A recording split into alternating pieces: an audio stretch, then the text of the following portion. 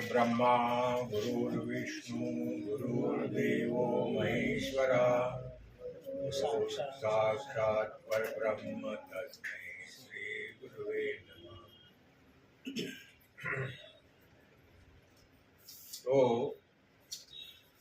कारण द्रव्य पता है कि आपको कितने कौन कौन से है?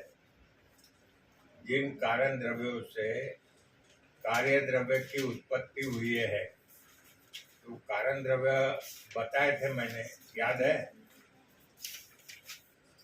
कौन से कारण द्रव्य?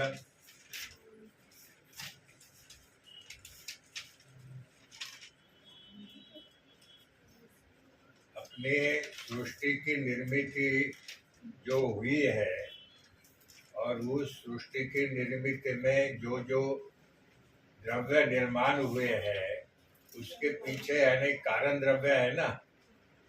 तो कारण द्रव्य अपना शरीर जो तैयार हुआ उसमें कौन से महाभूत है?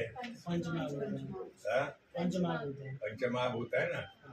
तो ये कारण ही है ना, कारण ही है। तो कारण द्रव्य 9 होते हैं, लिख लीजिए। कारण द्रव्य 9 होते हैं। आकाशादि पंचमहाभूत, आकाशादि पंचमहाभूत, आत्मा, मन, काल और दिशा।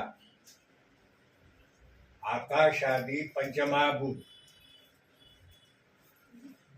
आकाशादि पंचमहाभूत म्हणजे आकाश महाभूत, वायु महाभूत, आदि शब्द से पूरे 5 महाभूत आ गए कि नहीं?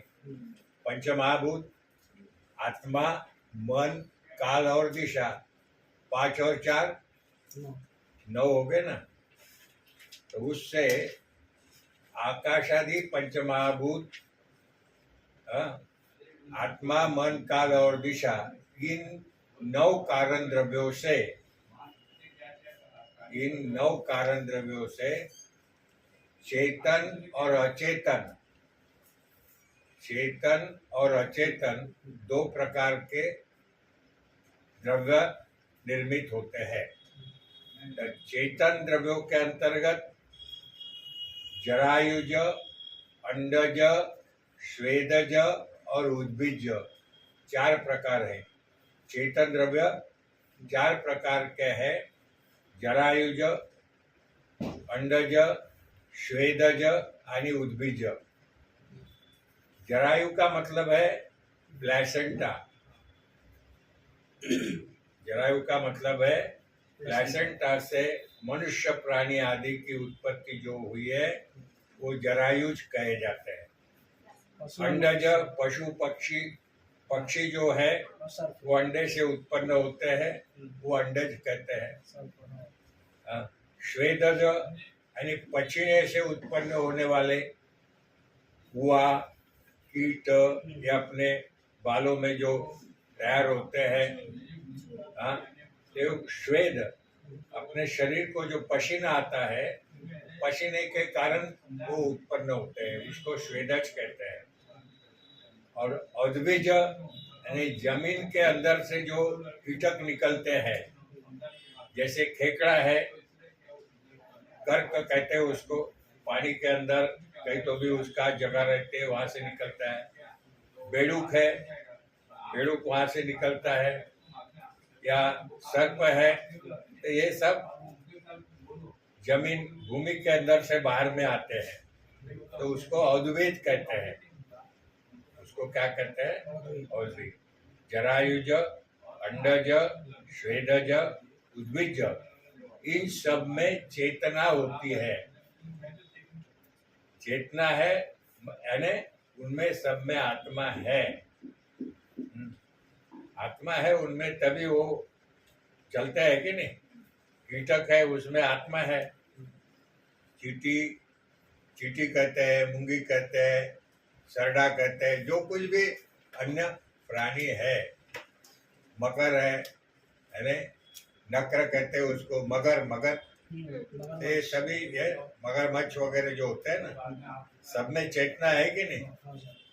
जो भी द्रव्य हलचल करते हैं और अपने अपने जैसे दूसरे तैयार करते हैं, वो सभी चेतन है। अचेतन अचेतन द्रव्य लिखिए, जो पृथ्वी के उत्खनन करने के बाद में, पृथ्वी को उत्खनन करने के बाद में स्वर्ण, रजत, ताम्र, लोहा, रत्न आदि जो पृथ्वी से अपने को मिलते हैं। सोने की खान होती है कि नहीं, चांदी की खान होती है, लोहे की खान होती है, लोहा भी मिलता है। ये सब पृथ्वी के अंदर से, पेट के अंदर से निकलता है वो सब। तो सभी द्रव्य अचेतन है, उनमें चेतना नहीं है। उनमें चेतना है क्या? नहीं है। परंतु उन्हीं का भी प्रयोग अपने शरीर में जिसकी आवश्यकता होती है, वो सबके भस्म वगैरह बनाए जाते हैं। स्वर्ण भस्म बनाते हैं, रजत भस्म बनाते हैं, ताम्र भस्म बनाते हैं, है ना। और मणि है, नवरत्न जिसे कहा गया है, वो सभी यानी भूमि के अंदर से मिलते हैं कि नहीं। हीरा है, माणिक है, मोती है। मोती समुद्र से मिलता है, शिमला के अंदर से। तब नवग्रह के नौ ये सभी अपने को है, और सभी की आपके शरीर के लिए आवश्यकता है। तो चेतन और अचेतन, तो चेतन द्रव्य जरायुज, अंडज, श्वेदज और उद्भिज, ये 4 प्रकार। और ये स्वर्ण, रजत, ताम्र, लोहा वगैरह ये अचेतन द्रव्य है। तो चेतन द्रव्यों में वनस्पति भी आती है। चेतन द्रव्यों में वनस्पति भी आती है। जैसे अपने में चेतना है, वैसे वनस्पति में भी चेतना है ना। बीज अपन ने बो दिए है, बीज बोने के बाद में पानी उनको डाला, 3 दिन के बाद में अपने को पौधा ऊपर अंकुर आके, पौधा ऊपर में पन्ने आके दिखाई देते हैं। तो उनमें चेतना है, तभी तो है ना वो उसकी वृद्धि हुई है ना। बड़ा होता है पौधा, है फूल आते हैं, फल आते हैं, उसको तो चेतना है उसमें। परंतु जब द्रव्यों का प्रयोग करते हैं तो उसको अपन काट लेते हैं। जड़ का जहाँ प्रयोग है, जड़ का प्रयोग करते हैं। जहाँ पे उसके कांड यानी जो छाल है, छाल का प्रयोग करते हैं। फल का प्रयोग करते हैं, फूल का प्रयोग करते हैं, पत्तों का प्रयोग करते हैं। तो सभी अंगों का, उसका सबका अपन प्रयोग करते हैं। तो तब उसको कहा जाता है पंचमहाभूत द्रव्य। सिर्फ पंचमहाभूत उसमें है, लेकिन चेतना उसकी नष्ट हो जाती है। काटने के बाद में चेतना नष्ट हो गई ना उसकी। मनुष्य मरने के बाद में क्या पंचमहाभूत का शरीर रह गया, सिर्फ चेतना नष्ट हो गई, है नहीं। तो वो द्रव्यों का प्रयोग अपन करते हैं, चेतन अचेतन द्रव्य। तो ये पूरा कारण द्रव्यों से उसकी उत्पत्ति हुई है।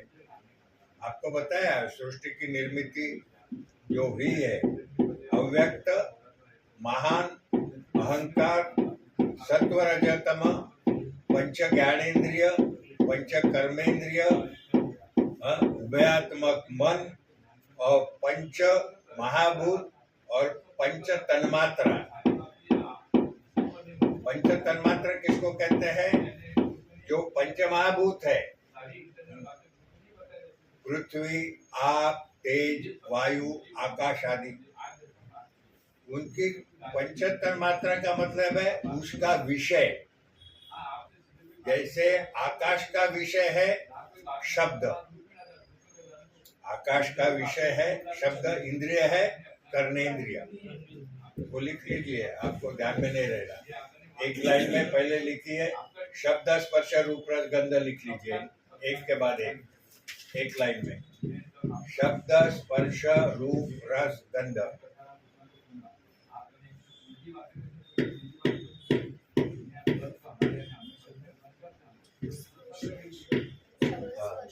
शब्द के नीचे लिखिए आकाश,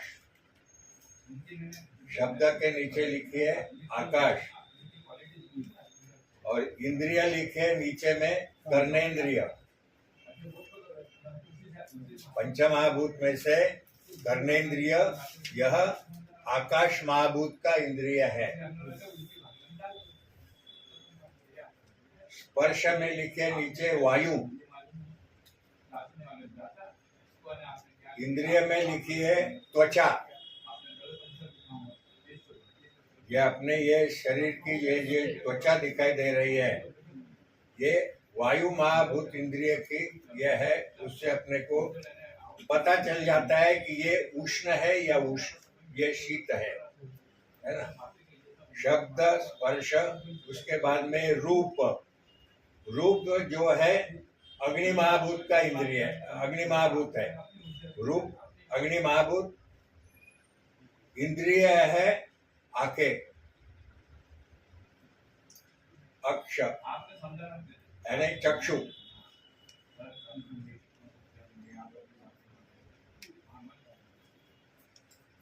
और रूप शब्द स्पर्श, आता काय लिहिलं? शब्द स्पर्श रूप, रूप यानी अग्नि महाभूत, इंद्रिय चक्षुष। उसके बाद में लिखिए रस। रस, रस महाभूत है ये जल महाभूत का। जल, उसी को आप्य कहा जाता है, जल को आप्य। उसका इंद्रिय है जिह्वा, जिह्वा टंग, जिसके द्वारा अपने को सभी प्रकार की टेस्ट मालूम होती है। मधुर है, अम्ल है, लवण है, कटु है, तिक्त है, कषाय है। ये सभी टेस्ट अपने जीवा के ऊपर में जो पॉइंट्स होते हैं उसके द्वारा अपने को मधुर रस, अम्ल रस की यानी निर्मिति मालूम हो चुकी है। और गंध महाभूत, गंध जो है यह है पृथ्वी महाभूत का गंध, जो अपने को स्मेल, पृथ्वी के ऊपर में जब वर्षा होती है तो वर्षा होने के बाद में अपने को स्मेल आती है। अपन बोलते हैं कि भाई कहीं तो भी बारिश हुई है, क्योंकि पृथ्वी का गंध अपने को पता चल गया है। तो गंध कौन से इंद्रिय से पता चला? नासा इंद्रिय, नाक। तो ये पंच महाभूत के पंच ज्ञानेंद्रिय है, और इन ज्ञानेंद्रियों के द्वारा ही कोई भी वस्तु का या किसी भी पदार्थ का आप अच्छी तरह से निरीक्षण करते हैं। क्या अपने को द्रव्य लिया है, द्रव्य अपन ने तोड़ के देखा है, उसमें आवाज आई, कट ऐसा टूट गया, तो अपन समझ जाना चाहिए कि आकाश महाभूत का यह द्रव्य है। स्पर्श से अपन ने कंटकित कोई भी प्लांट अपने को मिला है कांटे से युक्त, जमीन के ऊपर में फैलने वाला, उसको पन्ने में काटे हैं, उसके कांड जो है कांड में काटे हैं, गुलाब है गुलाब में काटे हैं। तो अपने को स्पर्श के द्वारा पता चला है ये चुभ रहा है, अपने को चुभ रहा है। तो ये वायु महाभूत का है, उसमें यह है शब्द स्पर्श वायु महाभूत का है द्रव्य। म्हणजे वायु की अधिकता उसमें उस द्रव्य में, शब्द स्पर्श रूप, जो द्रव्य है रूप में अपने को दिखा देता, लाल रक्त वर्ण का दिखाई देता है।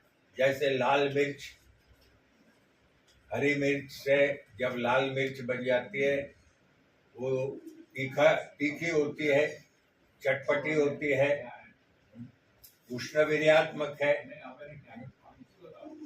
तो अग्निमहाभूत उसमें अंतर्गत है। उसकी टेस्ट जो अपने को चला, उष्णता है, अग्निमहाभूत का यानी यह है। आंखों से अपन बोल रहे कि ये अग्निमहाभूत का यह है, जिससे खाने से अपनी आमाशयस्थ अग्नि प्रज्वलित होती है, भड़कती है। तो सभी कटुरस प्रधान द्रव्य, कटुरस का मतलब है जो तीखा, अदरक है तीखा है, लेकिन मिर्च है ये तीखी है, तो इसको आयुर्वेद में कटुरस कहते हैं। मधुर, अम्ल, लवण, कटु, कटु अने तीखा, जीवा को जो चरपरा लगता है, तो सब है उष्ण वीर्यात्मक द्रव्य है। और आपको बताया कि रस जो है मधुर आदि, अम्ल, लवण, कटु, तिक्त, कषाय आदि, इस सभी में पंचमहाभूतों का संगठन होता है। पंचमहाभूतों के संगठन से ये षड रस जो है वो तैयार होते हैं। तो मधुर रस जो है उसमें पृथ्वी और जल, मधुर रस जो तैयार होता है उसमें पृथ्वी अधिक जल, ये दो महाभूतों के कारण मधुर रस की उत्पत्ति होती है। निक्ष्माम्बु तेजः, पृथ्वी अधिक तेज अम्ल रस की उत्पत्ति होती है। अम्ल रस और पृथ्वी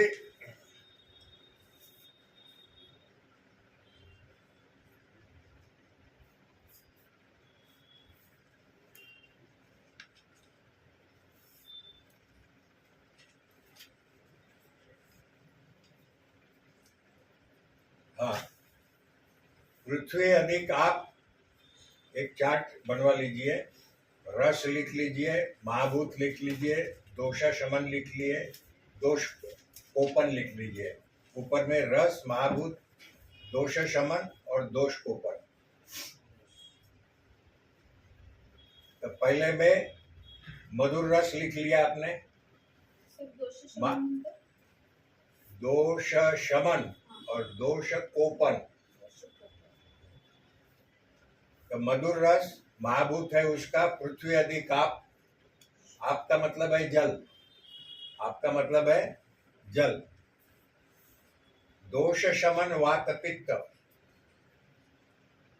दोष शमन वात पित्त, और दोष कोपन कफ। तो कहने का मतलब क्या हो गया है, मधुरादि पदार्थों का अति मात्रा में सेवन करने से कफ की वृद्धि होती है। यानी शरीर कृश हो गया है, शरीर कृश हो गया है, यानी शरीर में वातांश बढ़ा है, इसलिए वो कृश हो गया है। शरीर में रुक्षता आ गई है, तो उसकी रुक्षता दूर करने के लिए अपन जल पीते। रुक्षता आ गई, गले में खराश हो रहे है, प्यास लग गई है, जल की आवश्यकता है, तो मधुर रस में जल है है ना। और मधुर और पृथ्वी महाभूत भी उसमें है। तो ये दोनों गुरु गुणात्मक होने के कारण तो अपने कफांश की वृद्धि होती है, और रुक्षता का नाश होता है। स्निग्धता बढ़ जाती है। मधुर रस खाने से गुरु गुणात्मक होता है और शीत वीर्यात्मक होता है। तो उसके ये होता है, कफ की वृद्धि हुई तो वात का शमन हो गया। कफ की वृद्धि हो गई तो वात का शमन हो गया। अभी आके लीजिए अम्ल। महाभूत है पृथ्वी अधिक तेज। पृथ्वी अधिक तेज। तेज का मतलब है अग्नि। दोष शमन है वात। दोष कोपन है पित्त और कफ। अभी अपन ज्यादा अम्ल पदार्थ खाने में आए तो एसिडिटी बढ़ेगी, अपना पित्त बढ़ेगा, कफ बढ़ेगा। तो अम्ल पदार्थों से पित्त की वृद्धि होती है और कफ की भी वृद्धि होती है। तो पित्त कफ कोपन द्रव्य कहेंगे। अम्ल रस पित्त और कफ को कुपित करने वाला है, परंतु वात का शमन करता है। अम्ल रस, ये तीन रस है, मधुर, अम्ल और लवण। ये तीनों रस जो है वायु का शमन करते हैं। तत्राद्या मारुतम घ्नन्ति। मारुत ने वायु। तत्राद्या मारुतम घ्नन्ति। मधुर, अम्ल, लवण वायु का शमन करते हैं। तो ये अपन वात का शमन, पित्त और कफ का कोपन। तीसरा रस लिखिए लवण। इसमें आप अधिक तेज, जल अधिक अग्नि। आप में यानी जल, तेज यानी अग्नि। ये दो महाभूतों से लवण की उत्पत्ति हुई है। दोष शमन में लिखिए वात, वायु का शमन। और दोष कोपन में लिखिए पित्त कफ। अपने को अपन जो अचार बनाते हैं, अचार में लवण यानी नमक भरपूर रहने डालते हैं ना, तो इसलिए कि अपना जो वर्षा ऋतु है, वर्षा ऋतु में अपना खान पान सहसा यानी ठीक नहीं रहता। बहुत कम मात्रा में खाना खाने में आते हैं और अग्नि अपना प्रदीप्त नहीं रहता। इसलिए अचार के साथ में भोजन करते हैं। अचार बना के किस लिए रखते हैं कि अचार के साथ में भोजन करने से जो खाया हुआ है उसका पचन होने के लिए उसका है प्रयोग होता है ना, तो पाचक है। तो ये मधुर, अम्ल, लवण वायु महाभूत का यानी कोई बोलते हैं ना कि पेट में गैसेस हो गए हैं तो थोड़ा नमक डाल के थोड़ा पानी पी लो तो उससे गैसेस जो है वह निकल जाएंगे। या हिंगवाष्टक चूर्ण देते हैं, हींग का चूर्ण है ना, गर्म पानी के साथ में हींग का चूर्ण दिया तो उसमें लवण है, हींग है, लवण है उसमें, तो उससे पाचन क्रिया होती है और गैस्ट्रिक ट्रबल वो जो है गैसेस निष्कासित होते हैं, बाहर निकलते हैं। आगे चौथा रस लीजिए कटु। वायु अधिक तेज। दोष शमन कफ और दोष कोपन पित्त और वात।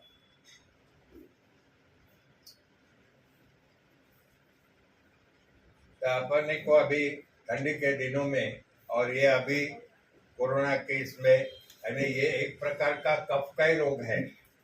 नासा में डाल के देखते हैं और वो उसका तो कुछ सबको यानी सब कुछ निकल जाएगा। वायरल है, वायरल के इसमें सब कुछ निकलेगा। तो वो कफ का शमन करने के लिए जैसे शुंठी है, सौंठ है या अदरक है, अपन चाय में अदरक को कूट के डालते हैं, थोड़ा उसमें तुलसी के पत्ते भी डालते हैं, और गुड़ वगैरह मिला के वो देने से यानी कफ का शमन है, क्योंकि कटुरस प्रधान है। अदरक जो है वो कटुरस प्रधान है, तीखा है। तीखा होने के कारण कफ का क्षरण करेगा ना, कफ को लेखन करेगा। ये खरोच के निकालना, उसको लेखन कर्म कहते हैं। खरोच के निकालना, कफ को खरोच के निकालना लेखन कर्म कहते हैं। आमाशयस्थ मल है, मल को खरोच के निकालना उसको भी लेखन कहते हैं। तो लेखन द्रव्य क्या करते हैं? ये सौंठ है, ये लेखन द्रव्य है, यानी उसको खरोच के यानी बाहर निकाल देती है। तो ये कटुरस वायु अधिक तेज, कफ दोष शमन कफ, और दोष का कोपन होता है पित्त और वात। यदि ज्यादा खरोच के हो गया तो पित्त और वात बढ़ेगा ना। आगे का द्रव्य लिखिए, तिक्त यानी कड़ू, तिक्त यानी कड़ू। महाभूत है वायु और आकाश। दोष शमन पित्त और कफ,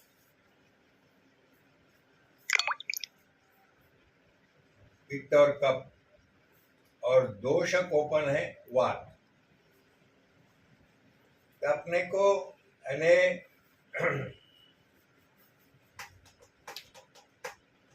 जो बुखार जो आता है, जो ज्वर आता है, उसी को अपन संताप कहते हैं।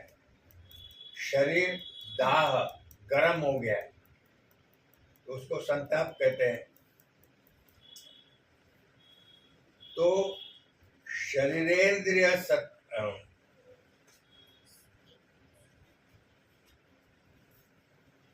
स्वेद का अवरोध, पसीना जो है श्वेद है, श्वेद का अवरोध हो जाता है।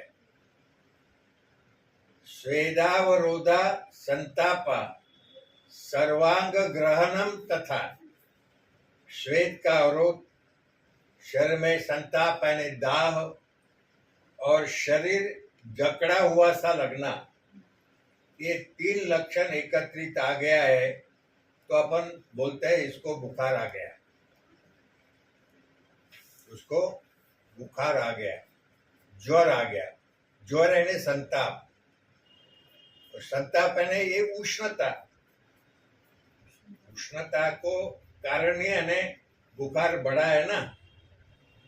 तो उसको शमन करने के लिए अपन तिक्त रस प्रधान द्रव्यों का प्रयोग करते हैं, जिससे पित्त का भी शमन होता है। पित्त का यानी अग्नि, पित्त यानी अग्नि के कारण, तो अग्नि का शमन होता है।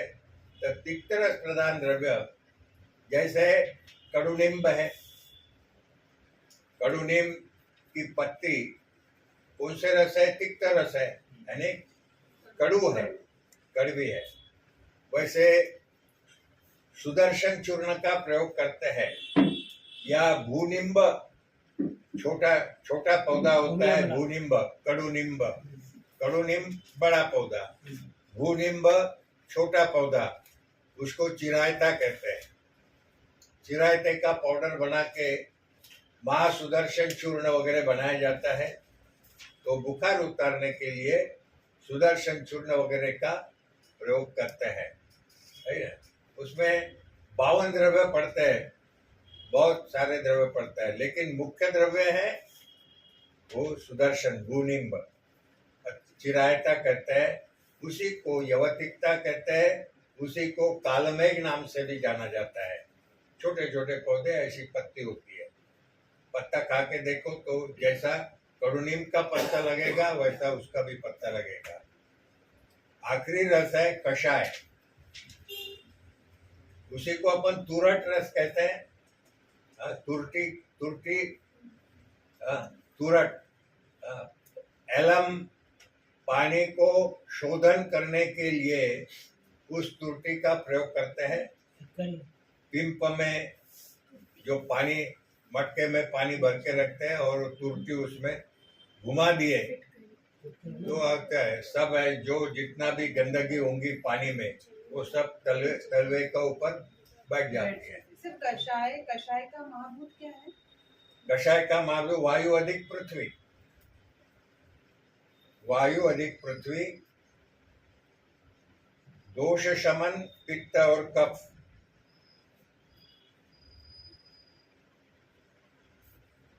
और दोष कोपन वात।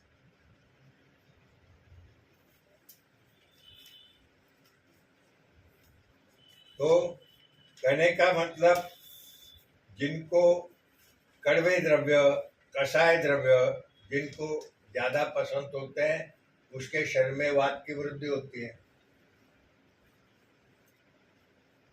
वात कोपन, वायु को कुपित करने वाले, स्थूलता को नष्ट करने वाले द्रव्य, तो ये तीनों द्रव्य कटु, तिक्त और कषाय।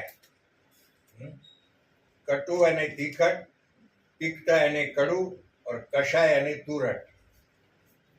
तो ये तीनों द्रव्य ज्यादा खाने में आने से कपंश जो है, कपंश का कम करते हैं। कपंश कम हो गया कि वातंश बढ़ता है। शरीर का कप खरोच कर निकल गया कि वातंश बढ़ता है। तो यह दिया है ना अपन ने कोपंद्र में पित्त वात, वात वात, तो ये वात का शमन करते यानी कोपन करते हैं। और मधुर आम्ल लवण, इसको वातांश को यानी शमन करना है तो मधुर आम्ल लवण 3 द्रव्यों का प्रयोग करते हैं, जिनमें पृथ्वी महाभूत है, आप महाभूत है। तत्राद्या मारुतम घ्नन्ति त्रयास तिक्तादया कफम, कटु तिक्त कषाय कफ का शमन करते हैं। अरे काल आला रे बाबा पडायला तुला, कफ झाला का तुला?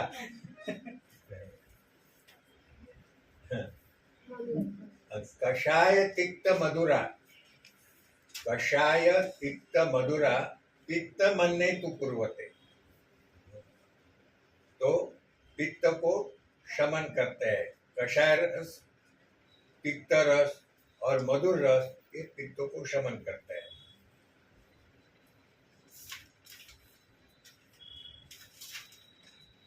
अभी फल वर्ग आप लिख लीजिए, फल वर्ग आपने लिखा नहीं था।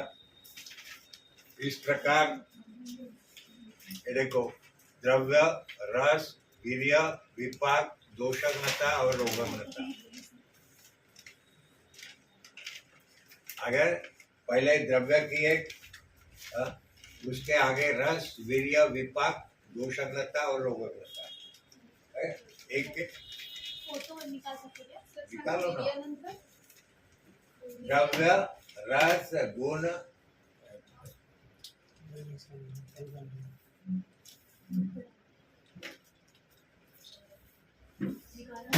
मेरे पास है, मैं निकालूंगा।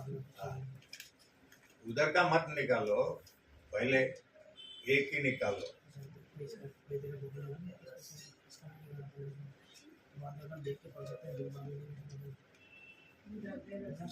ये जितना भी आधुनिकतम निकला है ना, ये बुद्धि को कम करने वाला है।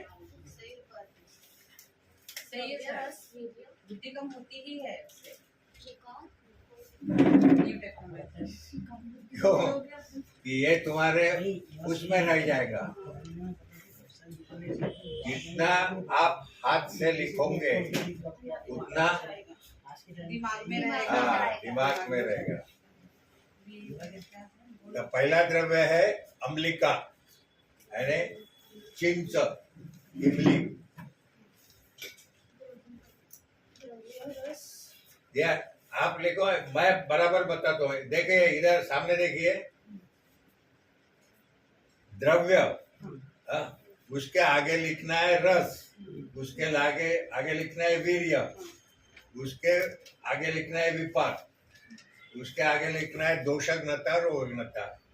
एक एक लाइन में आता है। सर दोषम दोषज्ञता और रोगज्ञता।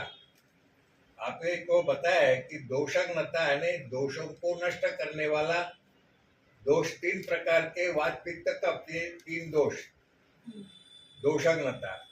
और रोग का रोगज्ञता, रोगों को नष्ट करने वाले रोगज्ञता। अम्लिका इमली, अम्लरस उष्णवीर्य विपाकम्ल।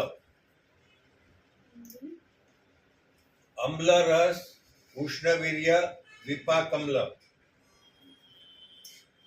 दोषज्ञता वात, रोगज्ञता अतिसार शूल प्रमेह।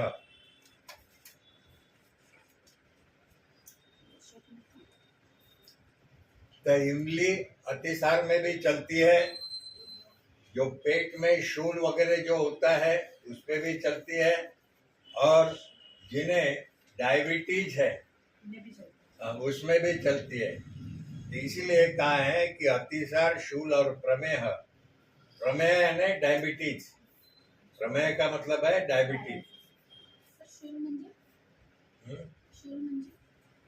शूल पेट में दर्द होना उसको शूल कहते हैं। दूसरा द्रव्य अम्लवेतस। अम्लवेतस, अम्ल उष्ण अम्ल। अम्लवेतस द्रव्य है, वो अम्ल रसात्मक होता है, उष्ण वीर्यात्मक होता है, अम्ल रसात्मक होता है। दोषज्ञता वात, दोषज्ञता वात। रोगज्ञता हृदय रोग, प्लीहा, अरुचि, श्वास।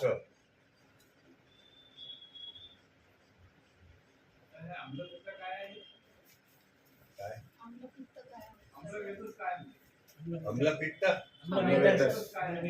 अम्लवेतस ये जड़ी आती है, वेल, वेल है, वो वेल को यानी बाजार में मिलता है, वो अम्ल रस प्रदान आता है, अम्लवेतस।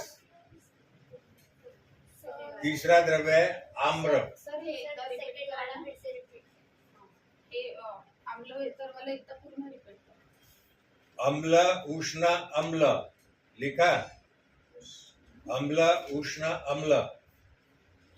दोषज्ञता वात, दोषज्ञता लिखे वात, और रोगज्ञता हृदय रोग, प्लीहा, अरुचि और श्वास। लिखा है सर लीहा मतलब क्या होता है सर? क्या? लीहा स्प्लीन, स्प्लीन जो कहते हैं ना उसको प्लीहा कहते हैं। स्प्लीन की वृद्धि, प्लीहा, तो उसको नष्ट करने के लिए अम्लवेतस का प्रयोग किया जाता है। तीसरा द्रव्य है आम्र, आम। ये मधुर शीत मधुर है। आम्र मधुर, शीत मधुर। दोषज्ञता वात पित्त, रोगज्ञता अतिसार प्रमेह संग्रहणी।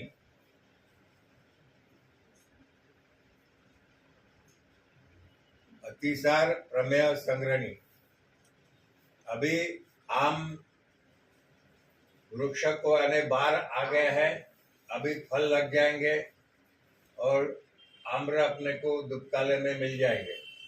आम की कैरी का पना बनाकर अपन दुबकाले में जब अपने को लू लग जाती है, आपण म्हणतो ऊन लागली त्याला, तर त्यामध्ये त्याचा पण आपण साखर टाकून ते पण देतो आहे। आंबा एक तर म्हणजे विस्तवावर म्हणजे भाजला जातो, किंवा आपण म्हणजे पाण्यामध्ये टाकून त्याला उकळून त्याचं आपण पण देतो। तर हे एक प्रकारचं दाह शमन करणारं द्रव्य आहे अम्ल। अम्ल असून सुद्धा रसामध्ये मधुर आहे, वीर्यामध्ये शीत आहे, विपाक मधुर आहे। सर संग्रहणी म्हणजे काय? संग्रहणी म्हणजे स्प्रू म्हणता, अतिसार झाला होतो, पेट में बार बार यानी मरोड़ाना या बार बार लैट्रिन को जाना, उसकी चिकित्सा, उस रोग की चिकित्सा यदि बराबर नहीं हुई तो संग्रहणी नाम का विकार हो जाता है। यानी जो कुछ भी अपन खाते हैं तो वो उसका बराबर पचन न होते हुए जैसा का वैसा अन्न बाहर निकलता है। तो ये अपने आमाशय के बगल में ग्रहणी होती है, यहाँ पे उसी को ड्यूडोनियम नाम से जाना जाता है। जो बढ़िया जो हाथ रहती है अपनी। ये आमाशय है और यहाँ ये ग्रहणी। इसके आकुंचन प्रसरण करने की प्रक्रिया शिथिल हो जाती है, ढीली हो जाती है। उसके कारण जो खाया हुआ जो अन्न है ये अपचन होके जैसा का वैसा यानी मल के द्वारा बाहर निकल जाता है। तो उसको कहते हैं संग्रहणी। संग्रहणी में उसको दीपन पाचन दवा दी जाती है, हिंगवाष्टक उन्हें दिया जाता है, कुटज घनवटी या कुटज परपटी दी जाती है या कुटजारिष्ट का प्रयोग किया जाता है। उससे उसके ऊपर में अपन इलाज अच्छी तरह से कर सकते हैं। तो अतिसार ठीक न होने से संग्रहणी हो जाती है। अतिसार को स्तंभन होना चाहिए, स्तंभित हो गया है तो मल गाढ़ा हो जाएगा और ठीक हो जाएगा। तो ये अतिसार से, उसको अंग्रेजी में स्क्रू कहते हैं, संग्रहणी को अंग्रेजी में स्क्रू कहते हैं। आगे का द्रव्य लिखिए एरंडा करकटी, ब्रैकेट में लिखिए पपीता, मधुर उष्ण मधुर, रस मधुर, वीर्य उष्ण विपाक मधुर, दोषघ्नता पित्त कफ, रोगाग्नता श्वास कास, रोगाग्नता श्वास कास। बाजार में पपीता के फल मिलते हैं, पपई। पपई जो स्त्री की डिलीवरी के पीरियड में पपीता की सब्जी बना के उनको खिलाते हैं, जिससे वह दुग्धवर्धक होती है। पपीता पका हुआ फल, उसमें भी पेप्सिन होता है। पेप्सिन नाम का एक द्रव्य होता है उसमें। बाजार में उसकी कैप्सूल आती है पपाइटाज़ाइम, पपाइटाज़ाइम नाम के कैप्सूल आती है। उससे पाचक यंत्र को प्रज्वलित करने के लिए पपाइटाज़ाइम का प्रयोग किया जाता है। और सर प्लेटलेट बढ़ते हैं इससे क्या? प्लेटलेट्स जो होते हैं वो भी बढ़ते हैं इससे क्या? उनसे पपाया से पपई का जो हाँ बाहर का आवरण जो है, हरा आवरण, हाँ हरा आवरण को अपन जो चीरा लगा के जो दुग्ध निकलता है, उस दुग्ध में पपाइटाज़ाइम होता है। पपाइटाज़ाइम जो कहते हैं पेप्टिन नाम का द्रव्य, वो दुग्ध में होता है। कच्ची पपई को चीरा यदि लगाते हैं तो जो दुग्ध है उसमें पेप्टिन नाम का तत्व होता है। और किसी को बहुत ही खाज आ गई है, गुजार रहा है, तो पपई का दूध वहां पे लगा दो। पपई का दूध यदि लगा दिया तो अपने जगह पे टनाटन उड़ने लग जाएगा, वो इतनी अंगार होती है। लेकिन दूसरे दिन से खुजाना बंद हो जाएगा उसका। तो इतना पावरफुल है पपई का दूध। यदि उसको लगा दिया जाए खुजली में तो उसका पूरा मुर्दार पड़ जाएगा। फिर तिल्ली का तेल वगैरह लगाते जाओ, वो ठीक हो जाएगा। तो ये पपीता, और इस पपीता के पर्ण, इस पपीता के पर्ण जो है उसका भी प्रयोग है, जिसे अपना प्लेटलेट्स बढ़ते हैं। प्लेटलेट्स कम हो जाती है, ये डेंगू वगैरह उसको हो गया है, तो ब्लड प्लेटलेट्स कम होने के कारण उसकी प्लेटलेट्स कम से कम 4,500 तक कहने होना चाहिए। हाँ, तो प्लेटलेट बढ़ाने के काम में उसका एक आधा कप पपीते के पन्नों का रस, पपीते के पन्ने लाना, अच्छी तरह से धो लेना, उसको कूट के यानी रस निकाल लेना, या अपने मिक्सी में भी रस निकाल सकते हैं। वो दे 3-4 दिन दिए और बाद में ब्लड टेस्ट किए तो अपने को ये बढ़ा हुआ मिलेगा, है ना, प्लेटलेट्स। और पेट भी साफ करने के लिए अच्छा है, वो पेट भी साफ हो जाता है। तो सर उसमें जैसे हनी कुछ मिला के भी ले सकते हैं ना, शहद मिला के ले सकते हैं ना, पपीते के रस, पपीते की पत्ती के रस, सिर्फ ऐसे ही ले सकते हैं। ऐसा ही पी जाओ ना, काय को शहद वगैरह मिला ना, कड़वा रहता है ना सर। सुधीर जी कड़वा होता है, क्या हो गया, मरते थोड़ी है उससे।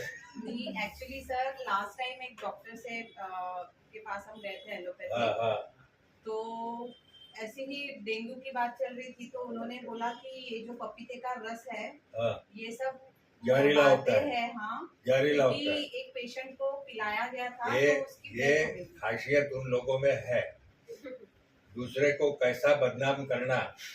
हाँ, तो अपना तो कुछ समझा के बताएंगे नहीं वो, लेकिन दूसरे का जो है उसको यानी नीचा दिखाना हो गया। हाँ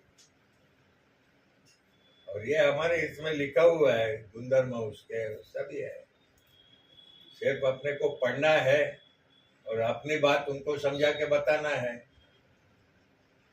नहीं तो उनके पास में प्लेटलेट बढ़ाने के लिए क्या है? सिर्फ पानी और कुछ भी नहीं है, हाँ? सिर्फ पानी IV हाँ। और कुछ नहीं इसके अलावा। कोई ट्रीटमेंट नहीं उनके पास। बताते नहीं कि हमारे पास कुछ दवा नहीं, आयुर्वेद में जाओ करके ऐसे बोलते हैं। हाँ? नहीं सर, एक्चुअली उन लोग आयुर्वेदिक और बाकी इसको यही नहीं करते ना, मानते नहीं, मानते ही नहीं वो। नहीं मानते। कि पैदा सब कुछ बनता है इसी से ही है, शुरुआत इसी से होती है। सही देखा जाए तो एलोपैथी जो बेस है वो आयुर्वेद का ही एक अंग है। हम्म, उनकी निर्मित जो हुई है वो आयुर्वेद से ही हुई है, लेकिन वो अपने को बहुत ही यानी ऊंचे समझते हैं, अपने को नीच समझते हैं।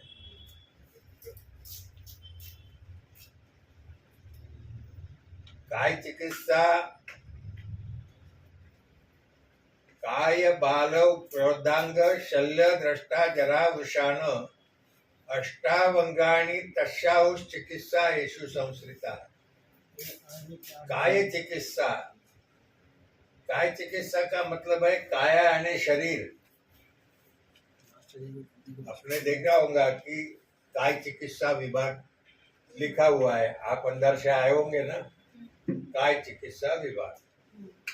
तो आपके शरीर के अंतर्गत होने वाले जो भी डिसीज है उसकी चिकित्सा करना, हाँ, रक्तपित्त है या अन्य कोई खांसी है, दमा है, जो कुछ भी अपने शरीर में रोग विकृति निर्माण हुई है उसकी चिकित्सा करना, यानी काय शरीर की चिकित्सा करना।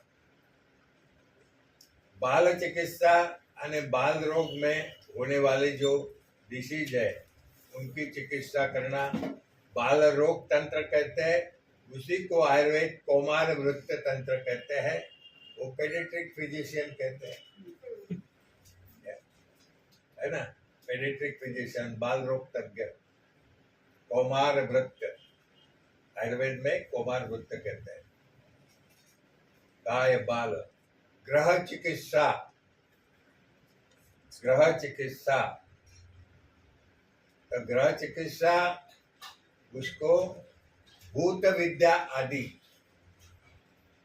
आयुर्वेद में भूत विद्या जो बताई है और जो ग्रह की अपने शरीर के ऊपर में उसका ग्रहों का जो प्रभाव है, तो प्रभाव से जो कुछ भी द्रव्य अपन उनको देते हैं या मणि धारण वगैरह जो भी करते हैं, आपको बताया नवग्रह के ये होता है, तो नवग्रह के नौ खड़े होते हैं, मणि धारण करना, माणिक्य विक्ता माणिक्य मुक्ता फल विद्रुमणि ताक्षम च पुष्पम च विद्रम च नीलम गोमेदकम च रत्नानि नवग्रहाणाम। सूर्य का प्रकोप हो गया है, उसके कारण शरीर में दाह बढ़ गया है, तो सूर्य का रत्न माणिक पहनने के लिए उसको मैंने बताया है कि स्वर्ण के अंदर माणिक का खड़ा फिट करके आप उसकी मुद्रा धारण करो।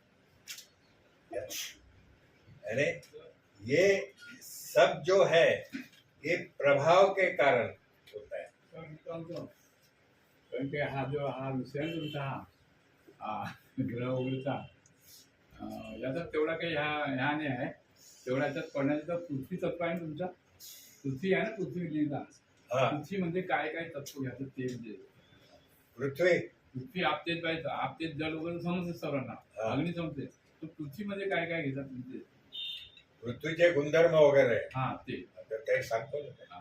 तो वो है हो गया ना, पृथ्वी समझ में आ, पृथ्वी मैंने अपन क्या समझे, नेचुरल वाले मिट्टी अपना ये रहेगा, मगर आयुर्वेद में मिट्टी थोड़ी समझे, ये जो तत्व बताए वो पृथ्वी में क्या ले रहे हैं, वो अगर समझ में आए तो क्या करें, पृथ्वी तत्व ने क्या समझा किससे बात करते हैं, तो वो स्पष्ट हो जाए तो वो ठीक रहेगा। क्योंकि ग्रह नक्षत्र वो तारीख सभी आ जाता है उसमें, हाँ पृथ्वीचा म्हणजे स्फटिक